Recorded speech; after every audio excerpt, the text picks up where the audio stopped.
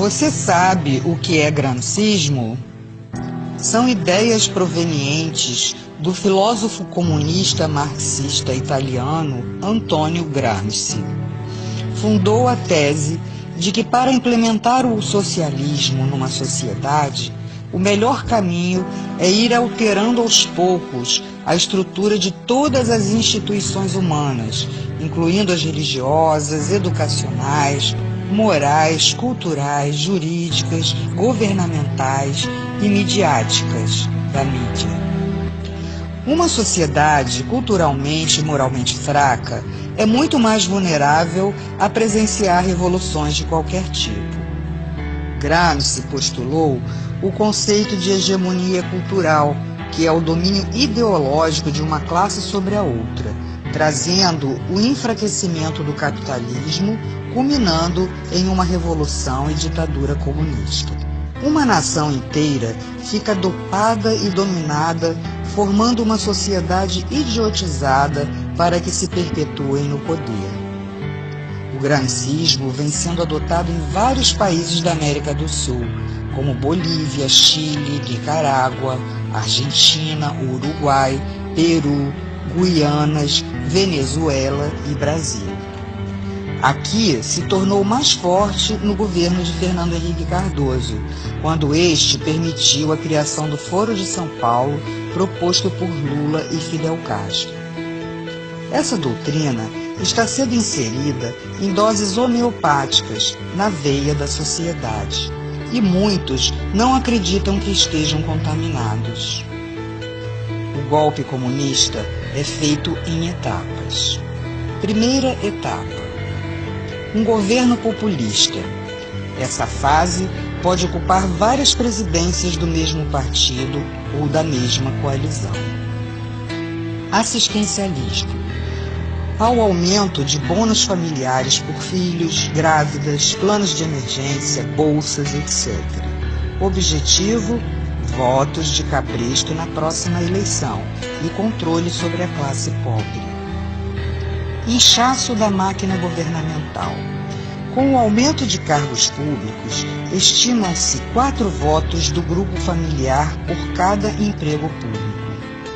Os capitais privados começam a diminuir seus investimentos e seus empregados são absorvidos pelo sistema público. Objetivo: votos de cabresto na próxima eleição. Aumento de salários e aposentadorias, inclusive sem contribuição prévia. Inicialmente, contam com a aprovação da classe trabalhadora e dos sindicatos. Depois, começa a espiral inflacionária que anulará todos os aumentos. O custo de vida dispara e o objetivo é fidelização de eleitores e votos de cabresto na próxima eleição. Meios de comunicação. Todos recebem dinheiro do governo, ficando assegurada a publicidade oficial.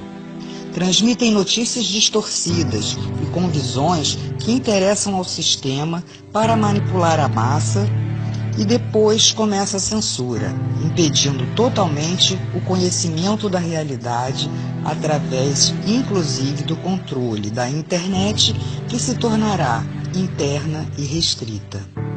Aqui no Brasil, vemos a perseguição àqueles que combateram a subversão nos anos 60.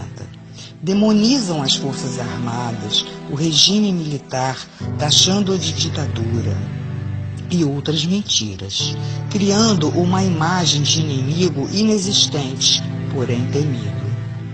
A corrupção, esta se fará presente no círculo dos amigos do governo, que estarão protegidos pela impunidade, os deixando livres para saquear os cofres da nação. Uma outra manobra é promover falsas acusações e discriminação às minorias, como índios, homossexuais, presidiários, drogados, etc. Legisla a favor dessas minorias com o objetivo de criação de grupos ideológicos para a defesa do sistema e ainda a fidelização de eleitores para a próxima eleição. Porém, quando o comunismo tiver totalmente instalado, todos serão rejeitados. A delinquência é uma ferramenta essencial para a implantação do comunismo. Dominam as ruas, infiltram-se em manifestações como grupos extremistas, os Black Blocs, que são financiados, assim como os agentes e líderes de movimentos sociais para prejudicar os que são contrários ao sistema. Segurança. Haverá um desmonte progressivo, falta de equipamentos, atraso nos salários, desmoralização por supostos atos de corrupção e violência. Leis que beneficiam os infratores e prejudicam a ação policial. E sobram autoridades para garantir direitos humanos para criminosos, em detrimento das vítimas, incentivando e acelerando a violência. Partidos. Grande fragmentação e alinhamento com a base do governo. Não havendo referências, pois todos seguem a mesma cartilha. Ocupações. Promovem as ocupações de terras públicas ou privadas. Invasões incentivadas por elementos que se beneficiam com a exploração dos menos favorecidos, cobrando aluguéis. Como prenúncio das expropriações, os capitais estrangeiros começam a sair do país e entram em empresas de nações ligadas ao sistema. A mídia passa a perseguir os empresários nacionais, havendo quebra de muitas empresas e a estatização de outras. Assim, a classe média não consegue se organizar como oposição. Há o aumento também de ONGs de esquerda e a criação de grupos de choque. Na educação, a criação de novas universidades, diplomas à vontade, facilidades a grupos que sustentem ideologicamente o sistema e promovem ensinamentos distorcidos. A essa altura, o nível educacional é muito baixo para que se mantenha o povo na ignorância e sob controle do Estado. Cria-se a classe braçal do proletariado. Impostos. Oneram os trabalhadores com a alegação de que a finalidade confiscatória é para a redistribuição da riqueza. Porém, serve apenas para manter e financiar as gordas contas do governo, mantendo luxos e ostentações. O narcotráfico. Através dele se dá a deteriorização, principalmente dos jovens. As organizações criminosas movimentam uma grande quantidade, onde o acobertamento se dá, inclusive no tráfico de armas. Sindicatos. A princípio, formados com o intuito de coibir greves através de acordos com o governo. Posteriormente, os dirigentes não alinhados com o sistema se retiram das centrais sindicais na tentativa de formarem centrais dissidentes, sem a menor possibilidade de êxito. Saúde. Criação do sistema único com crescente diminuição da qualidade e precário atendimento, utilizado pela maior parte da população. As prestadoras privadas, com a inflação crescente, altos custos e encargos, acabam sendo obrigadas a vender suas empresas ou então serão estatizadas. O efeito é um grande colapso na saúde. Segunda etapa. Destruição da classe média, fazendo-a culpada pela pobreza dos outros, culpada pela discriminação. Ela, temerosa, não consegue fazer frente ao sistema.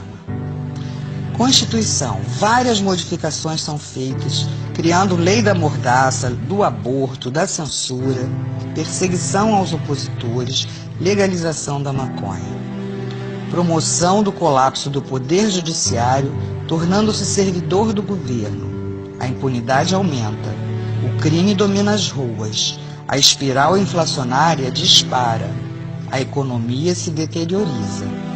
Há a destruição moral e física das forças armadas e da segurança policial, e a centralização dos grupos de choque, que são as guardas bolivarianas defensoras do sistema. A criação de apenas 2 partidos, sendo um dominante e outro de falsa oposição. surgimento de falsos inimigos implantados para praticar conflitos, saques e invasões. Cria-se a lei que permitirá a perseguição de religiosos. Terceira etapa: tomada do poder. Os grupos de choque já citados estarão presentes em atos do governo ou coibindo as manifestações de oposição. Prisões por considerar crimes políticos.